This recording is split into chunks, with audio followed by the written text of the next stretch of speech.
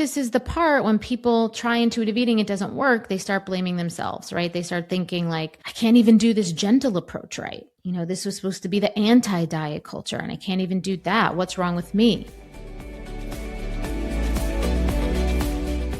Hello and welcome to another new episode of Emotional Eating Unwrapped. Today we're going to talk about intuitive eating, what it actually is, why it works for some women, and why it completely backfires for others, and what has to be in place first before true freedom and with intuitive eating, true confidence with intuitive eating is actually possible. So this episode is not about tearing down intuitive eating. Okay, it's about telling you the truth about what intuitive eating actually requires. Okay, because nobody told me that.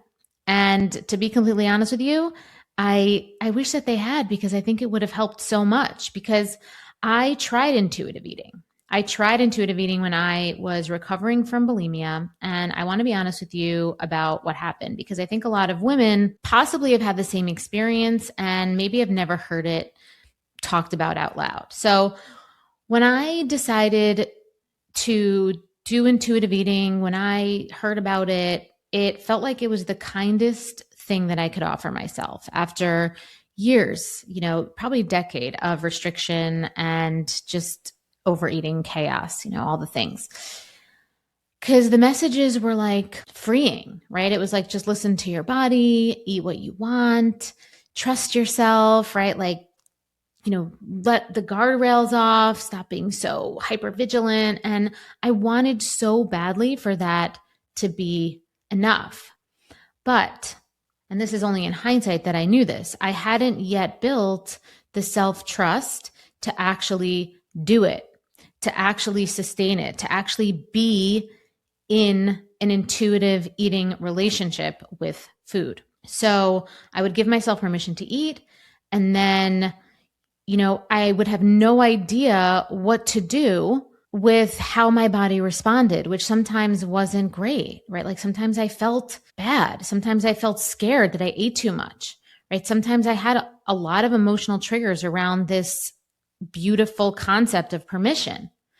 And it made me understand that intuitive eating, as amazing as it is in theory, it's not enough, right? Because the theory can't fix the other part of it.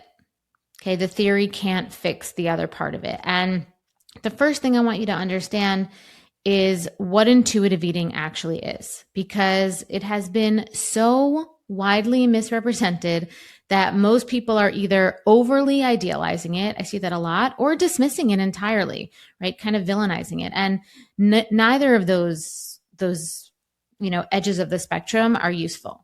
So intuitive eating, it was developed by two dietitians, actual registered certified dietitians, Evelyn Treble and Elise Retch. Hopefully I'm saying their names right. If not, I apologize.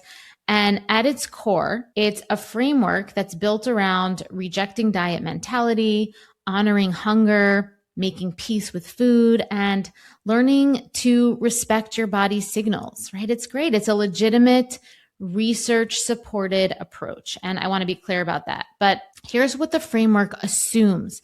And the assumption is the issue that I have with it. The framework assumes, and this is the piece that gets left out of almost every conversation, is that it assumes you have access.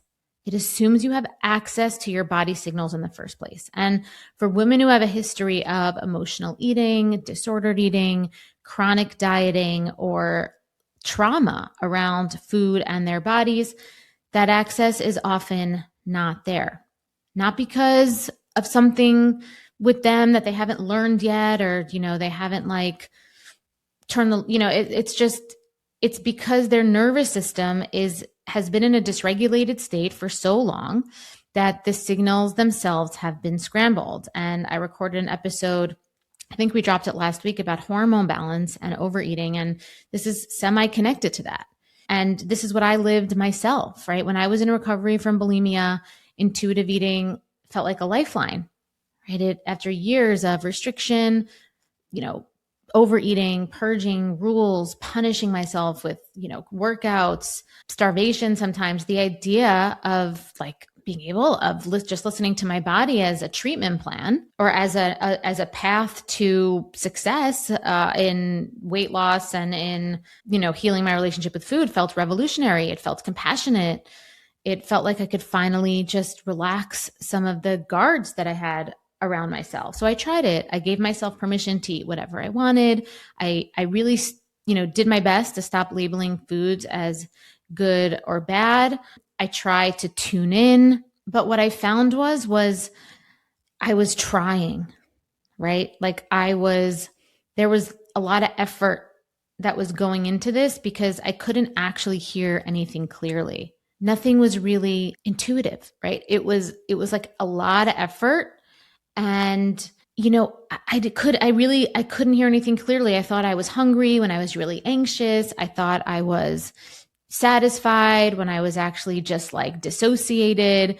I'd eat something and then not know how to be with the feelings of that I was feeling afterwards, right? The fullness, the discomfort, the feelings that came up because I hadn't yet rewired the way that I related to myself. I hadn't yet learned how to, sit with a sensation, a thought, a self-talk without immediately reacting to it, needing to manage it or feeling like it was truth, right? So the permission was real, like I was doing it. I was letting myself do it. So there was the permission piece, but the foundation to actually live happily in that space, it wasn't there yet.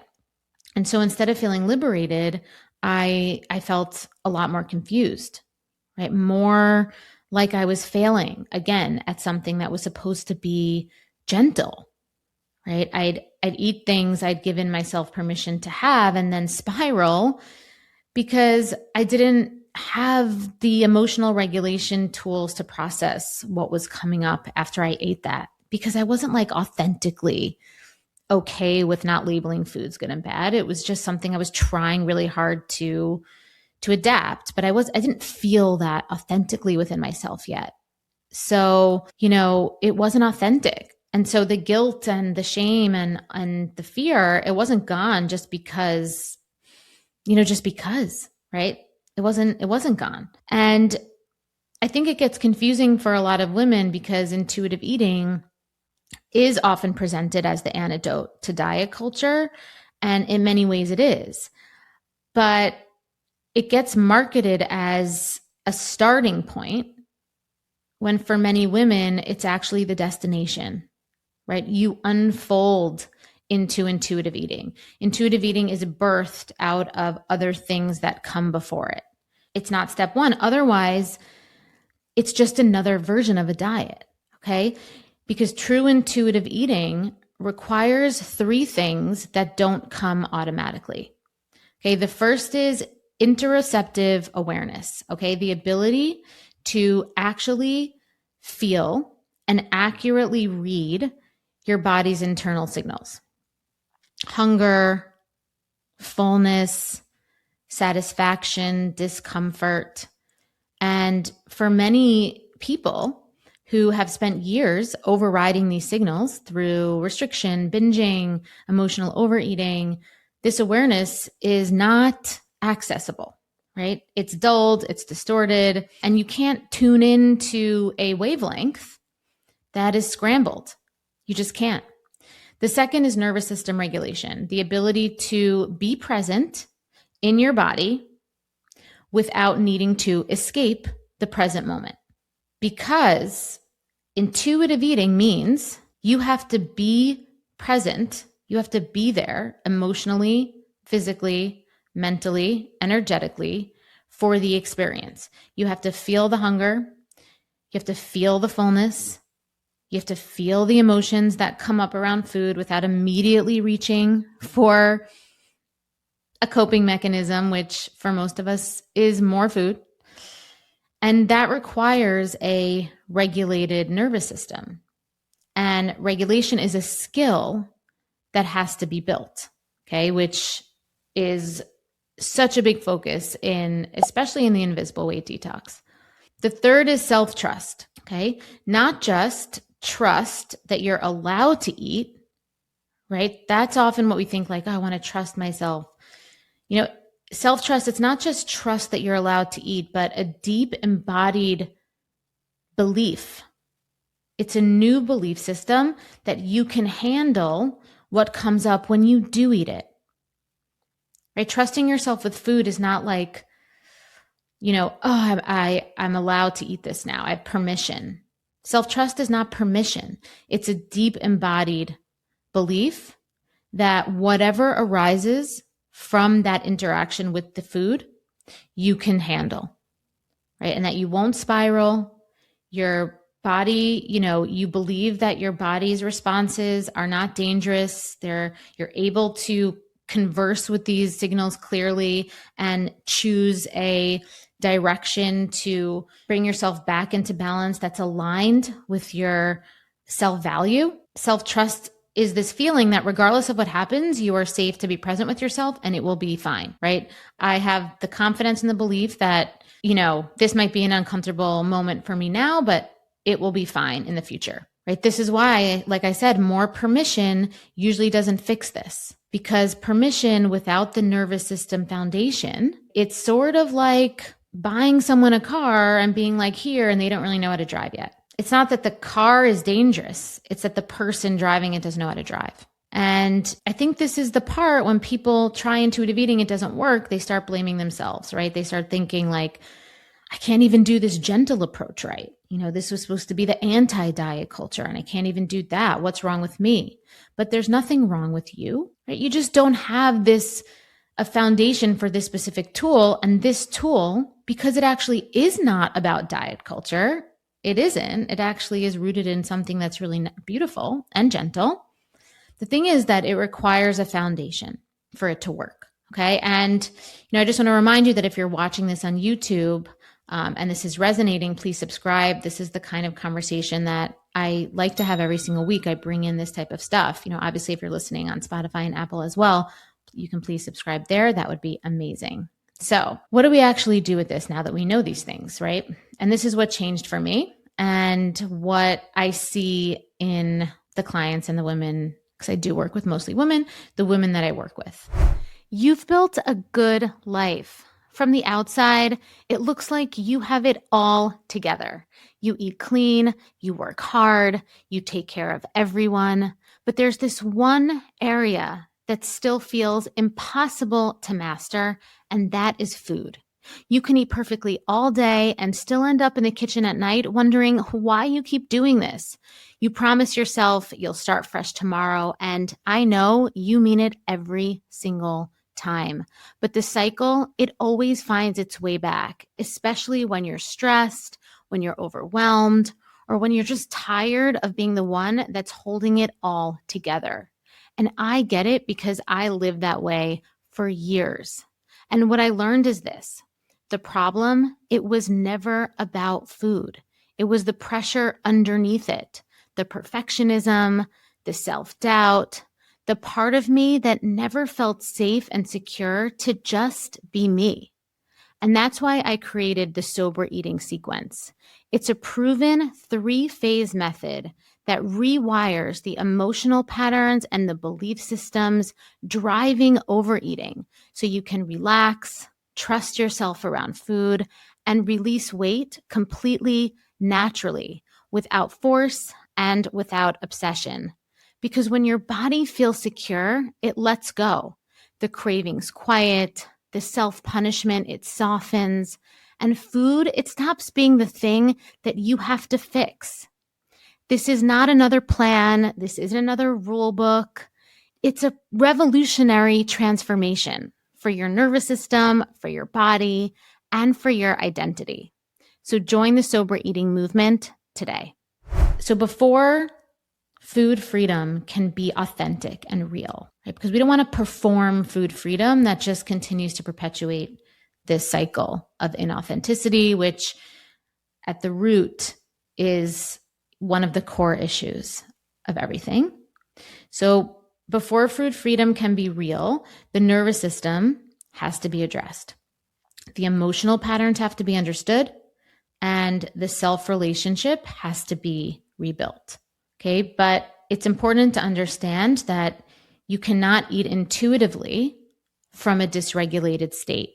It's just never going to happen. Okay. When you are in survival mode, when your body signals are filtered through a lens of fight or flight, and this can come from your environment, right? That's why this whole thing is connected, right? Your environment, your eating choices, all these things are connected, right? You can't access intuitive eating, right? Without being in a regulated state, because you're still going to feel these things where you're afraid, hunger feels like a threat, right?